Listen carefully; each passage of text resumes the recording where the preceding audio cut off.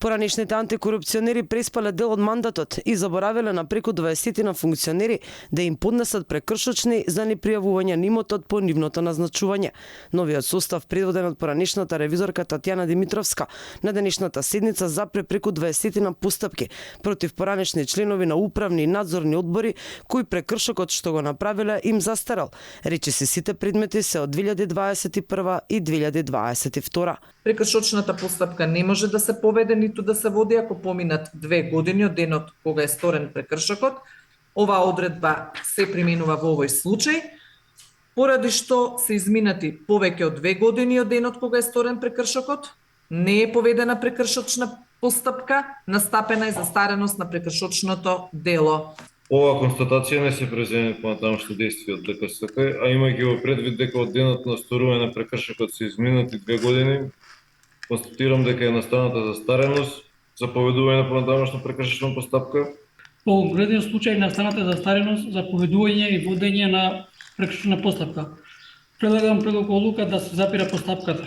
Па имајќи предвид дека се изминати повеќе од 2 години од денот кога е сторен прекршокот, прекршочна постапка не е била поведена, настапена е релативна застареност на прекршочното гонење и прекршочна постапка не може да се поведе ниту да се води. Новиот состав на антикорупцијска почна со работа од февруари оваа година. Досега председателката информираше дека Талат Џафери не може да седи на 2 столици, премиерската и пратеничката, бидејќи е казниво со закон. Антикорупционерите се побунија и за огласот за пријавување на нови кандидати на Академијата за суди и јавни обвинители во екот на предизборието. Иско така на стартот на својот мандат, антикорупционерите го покрена и прашањето за злоупотреби на службените возила од страна на раководството на институциите. Од вкупно 22 предмети за прекршување на изборниот законник кои ги отворила антикорупцијска, покрај за јавни набавки, постапки се водат и за злоупотреба на возила.